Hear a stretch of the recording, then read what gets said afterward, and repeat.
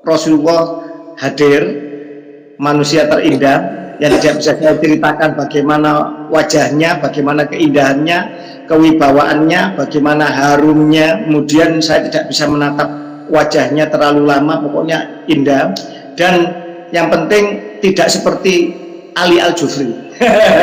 Saya kemudian hilang segala keraguan bahwa mau nggak mau saya harus meninggalkan semuanya, saya harus berjuang di perjuangan ini, karena ini bukan saja tanggung jawab kita sebagai umat Islam, tetapi juga membuktikan bahwa sejauh mana keimanan dan kecintaan kita kepada Allah dan Rasulnya, dan menjaga kemurnian kesucian dari Rasulullah itu sendiri. Karena kalau sampai kemudian kita meyakini bahwa ada sekelompok orang, sekelompok keturunan yang ternyata tidak sama genetiknya dengan mereka-mereka yang ada di Timur Tengah yang sudah terkonfirmasi baik secara nakobah, secara sejarah, secara genetik, secara catatan nasab, kitab nasab selama berabad-abad berkesinambungan. Sementara yang ini putus 550 tahun terus kemudian ngaku cucu Nabi ternyata tidak sama genetiknya, terputus sejarah juga, janggal secara sejarah, kemudian kita meyakini itu, maka kita juga sama menuduh bahwa Bunda Fatimah, mohon maaf, Bunda Fatimah dalam sejarahnya hanya punya satu suami, sucian keluarga Nabi juga, dan ini wajib hukumnya. Kalau kita mencintai Allah, mencintai agama yang suci ini dari Tuhan yang Maha Suci. Jadi itu. Jadi kemudian saya akhirnya terjun total, saya tinggalkan semua urusan saya, baik non sewu pekerjaan di Batam atau urusan saya, pekerjaan saya punya bisnis dengan beberapa habaib, termasuk orang tua angkat saya. Jadi itu yang membuat saya agak ragu-ragu, karena saya punya orang tua angkat yang saya sayangi dan beliau juga menyayangi saya, seorang bermarga Asgaf. Kebetulan keluarganya keluarga Asgaf yang baik. Jadi masih ada di antara mereka yang baik, yang terpelajar, yang tidak ndawir, yang tidak mengandalkan hidupnya dari menjual agama. Itu masih ada. Dan rata-rata mereka itu orang yang maaf lebih terpelajar dan ibadahnya lebih baik. Dan orang tua angkat saya itu juga pernah saya mintai pertimbangan waktu saya diajak Mas Abdul Hamid, Khatib Am DPP Naat Surya, untuk membantu di Nakoba Ansab Aulia Tisa atau Naat waktu itu. Saya tidak tergabung secara resmi di kepengurusan Naat, tapi saya membantu beliau karena beliau sudah saya anggap seperti kakak angkat saya gitu, Mas Hamid itu. Dan beliau mengatakan mengizinkan, bukan hanya mengizinkan, bahkan mengatakan satu, nanti ente bakal tahu siapa itu nasab Wali Songo yang sesungguhnya. Yang kedua, ente bakal tahu nanti siapa golongan kita orang kaum Ba'alwi, golongan Habib-Habib ini. Assalamualaikum warahmatullahi wabarakatuh. Seluruh bangsa dan setanah, jumpa lagi di channel Jagat Lub itu. Semoga dalam keadaan sehat, kurang satu apa, rahmat Allah bersama Allah curahkan untuk kita semuanya. Gus Fuad Leret kala podcast dengan KRT Rahati Ningrat meriwayatkan bagaimana awal mula sebuah tesis atau kajian nasab Alawi ini bergulir. Diceritakan oleh KRT Wirahadi Ningrat atau yang beken disebut dengan Gus Fakih. Beliau adalah merupakan putra pungut. Nah, ini putra pungut atau anak angkat. Nah, ini anak angkat ya, jangan putra pungut, dari seorang Habib berkelam Asgaf, yang mana beliau minta izin kepada bapak angkatnya itu untuk mengkaji nasab baik Wali Songo maupun Pak Alawi. Seorang habaib bapak angkat dari marga atau klan Asgaf tersebut memberikan izin, silahkan dikaji dan nanti kamu akan menemui siapa sebenarnya Wali Songo dan siapa sebenarnya dari kaum Alawi itu tersebut. Akhirnya setelah mendapat izin dari bapak angkatnya yang notabene dari Pak Alawi tersebut, beliau lantas memberikan sebuah pernyataan dan kajian-kajian pertama kali, sehingga setelah bertemu dengan Gus Fuad itulah mengatakan bahwa KRT Wirahadi Ningrat secara vulgar memberikan sebuah pengalaman-pengalaman, kajian-kajian terkait dengan nasab Pak Alawi tersambung atau tidak sebagai dzurriyyah Rasulullah Shallallahu Alaihi Wasallam. Lebih jelasnya mari kita simak bagaimana podcast antara Gus Fuad Baret dan KRT Wida Hadi Ningrat Gus Fakih lewat video berikut ini. Sekali lagi mohon maaf yang kali kalimat Nusantara Media. Assalamualaikum warahmatullahi wabarakatuh. Jadi salah satunya yang memicu adalah ketika di bulan Ramadan malam Jumat kedua itu kira-kira tahun 2020 atau 2021, saya agak lupa.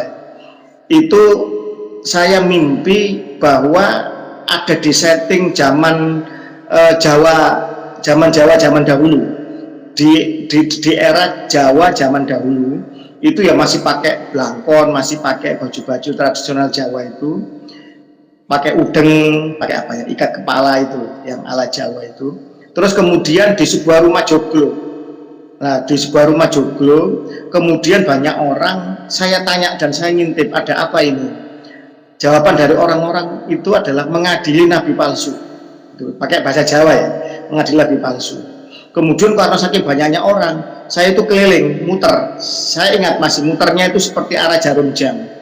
Kemudian di rumah joglo yang di balik rumah joglo sebelah sana itu ada semak belukar, dan kemudian nun sewu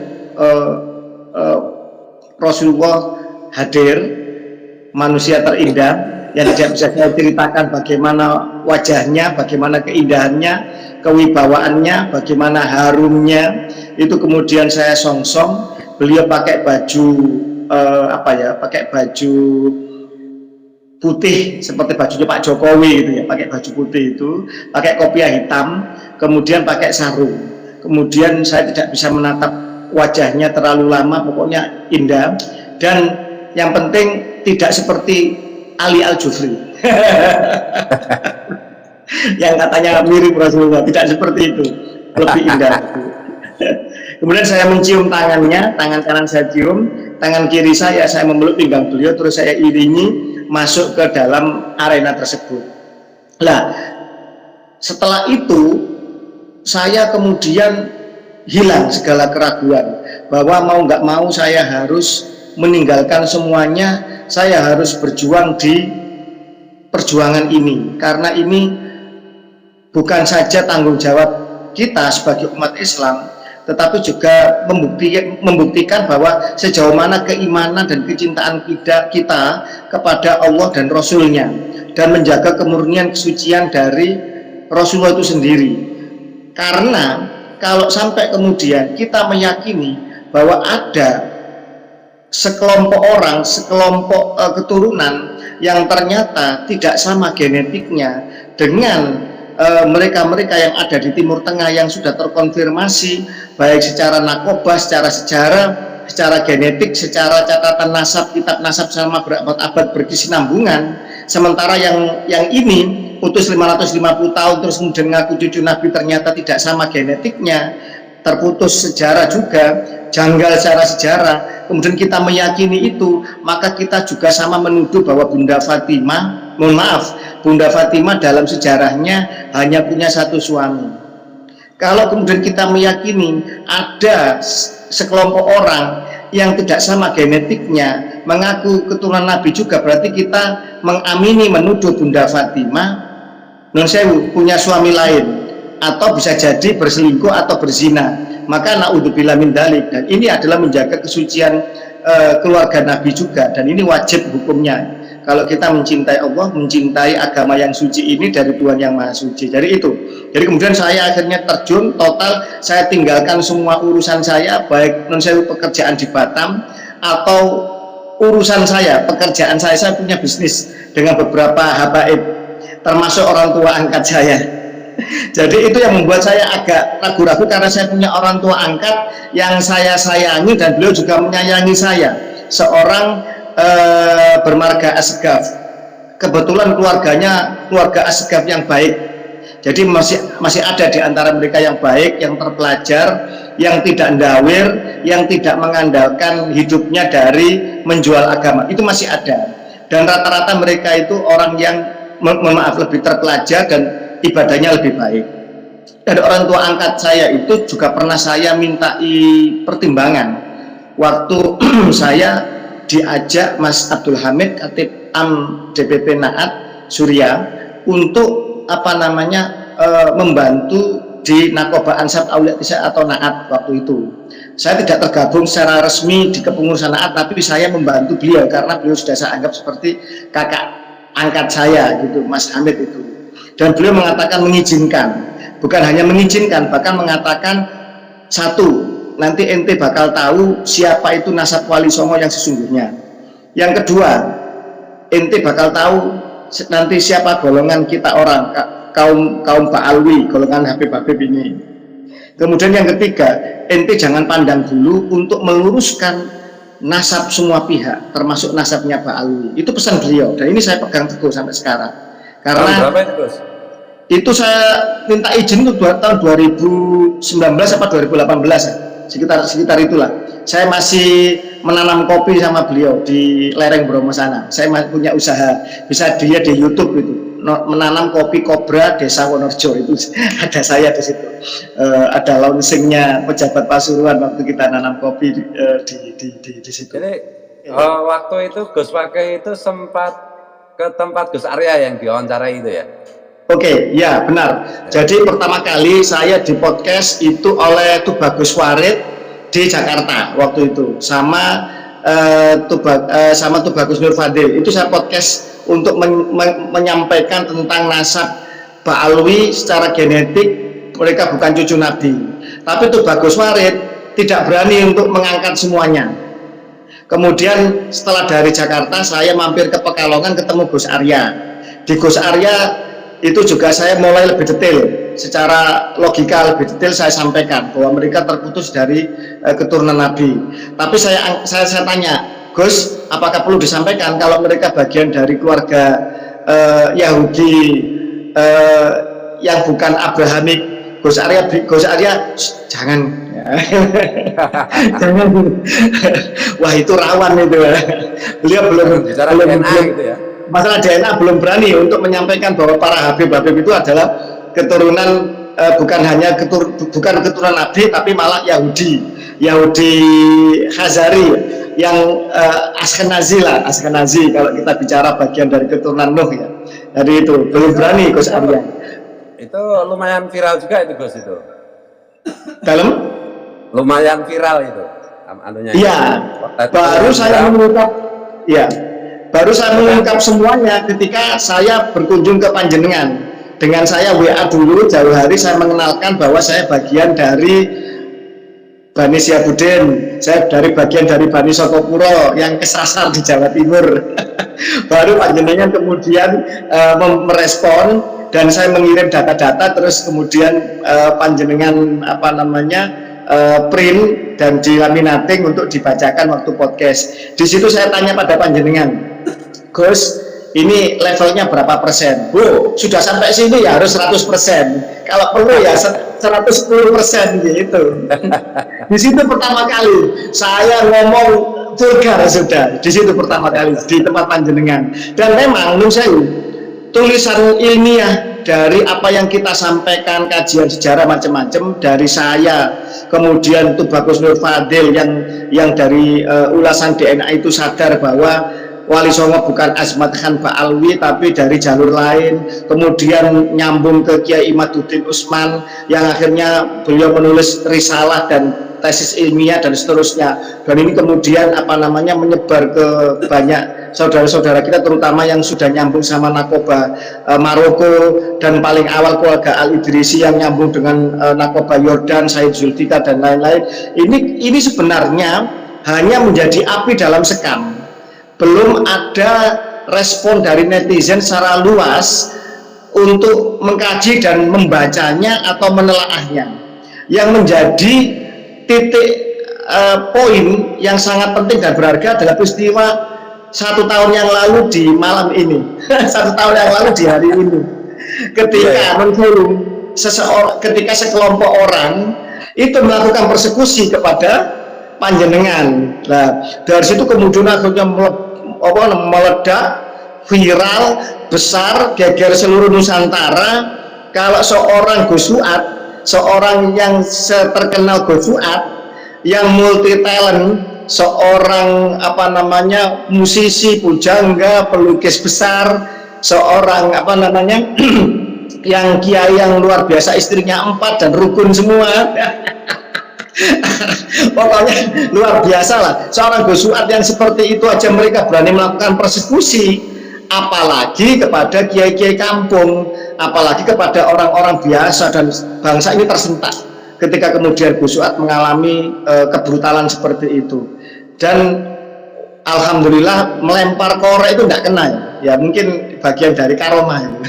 Dekat itu. Dari segala sudut saya heran itu, koreknya kok nggak kena ya, terus kemana koreknya itu. Itu kemudian akhirnya meledak dan rame di situ. Dan ketika pertama kali mau dipersekusi itu, dapat berapa hari itu saya sudah nyampe di Yogyakarta.